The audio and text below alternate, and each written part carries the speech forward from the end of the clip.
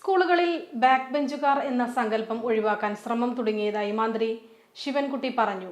Malappuram press ക്ലബിന്റെ മുഖാമുഖം പരിപാടിയിൽ സംസാരിക്കുകയായിരുന്നു മന്ത്രി. ഈ ബാക്ക് ബെഞ്ചേഴ്സ് നമ്മൾ സ്ഥിരം പറയും, ആ കുട്ടികളെ പറയും, നീ പിറകെയിരിക്കേണ്ടവരാണ്. അങ്ങനെ പിറകെയിരിക്കാൻ വേണ്ടി 10-20 കുട്ടികളുണ്ടാവും. ഈ സാറിൻ്റെ ഒരു ശ്രദ്ധയും ആ കുട്ടികളുടെ പോയില്ല. ആ കുട്ടികൾ സിസ്റ്റം പോലെ അവിടെ വർത്തമാനം പറഞ്ഞുകൊണ്ടിരിക്കുക, പിന്നെ ശ്രദ്ധിക്കാതിരിക്കുക, പിറകെ ഇറങ്ങി ഓടിപ്പോവുക, ഇതെല്ലാം ഉണ്ട്. അപ്പോൾ അതിൻ്റെ ഈ ഇപ്പോൾ ഉള്ള ബാക്ക് ബെഞ്ചേഴ്സ് ഒഴിവാക്കിക്കൊണ്ടുള്ള ഒരു സീറ്റിംഗ് അറേഞ്ച്മെൻറ്റ് എങ്ങനെ ഉണ്ടാക്കാമെന്ന് സംബന്ധിച്ചിടത്തോളം പൊതുവിദ്യാഭ്യാസ വകുപ്പ് ആലോചിച്ചുകൊണ്ടിരിക്കുകയാണ്. ഒരു യു റൗണ്ടിലായാൽ എന്താ, അങ്ങനെ ആയാൽ നമുക്ക് പിന്നെ ടീച്ചറിന് അങ്ങനെ അറ്റം വരെ പോകുന്നതിന് വേണ്ടിയും എല്ലാ കുട്ടികൾക്കും അറ്റൻഷൻ കിട്ടുന്നതിന് വേണ്ടിയും കഴിയും.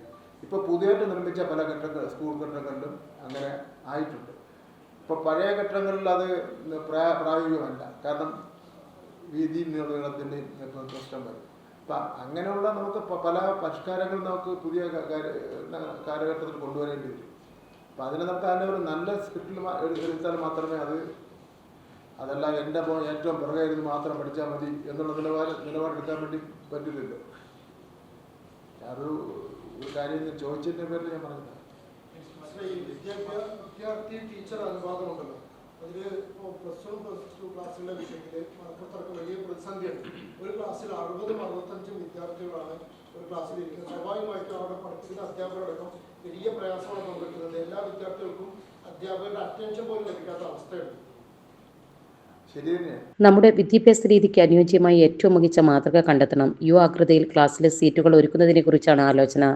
ബാക്ക് ബെഞ്ച് സങ്കല്പം ഒരു വിദ്യാർത്ഥിയുടെ ആത്മവിശ്വാസത്തെയും പഠനത്തെയും പ്രതികൂലമായി ബാധിക്കാൻ സാധ്യതയുണ്ട്. എല്ലാ കുട്ടികൾക്കും തുല്യ അവസരങ്ങൾ ഉറപ്പാക്കുകയാണ് ലക്ഷ്യം. പത്തനംതിട്ട നാറാണമൊഴിയിൽ അധ്യാപികയുടെ ഭർത്താവ് ജീവനൊടുക്കിയ സംഭവത്തിൽ ഉദ്യോഗസ്ഥരെ സസ്പെൻഡ് ചെയ്തിട്ടുണ്ട്.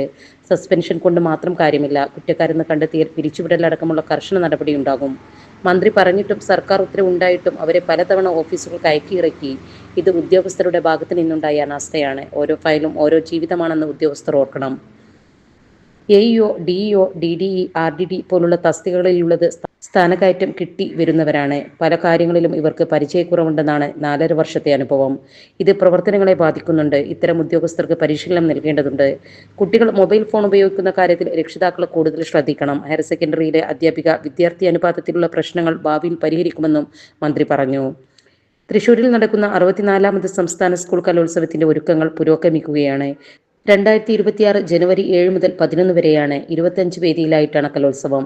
ഇതോടനുബന്ധിച്ച് സംസ്കൃതോത്സവവും അറബിക് സാഹിത്യോത്സവവും നടക്കും. ഒളിമ്പിക്സ് മാതൃകയിൽ നടക്കുന്ന സംസ്ഥാന സ്കൂൾ കായികമേള ഒക്ടോബർ 22 മുതൽ 27 വരെ തിരുവനന്തപുരത്ത് നടക്കും. ഗൾഫിലെ കേരള സിലബസിൽ പഠിക്കുന്ന കുട്ടികൾക്കും മേളയിൽ പങ്കെടുക്കാം.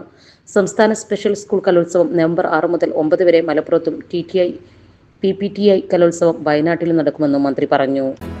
നമ്മുടെ സംതൃപ്തിയേക്കാൾ വിലപ്പെട്ടതാണ് നമുക്ക് വേണ്ടപ്പെട്ടവരുടെ സന്തോഷം.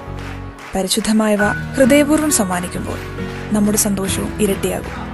Dubai Golden Diamonds, Pride of Generations, India, Oman, Bahrain.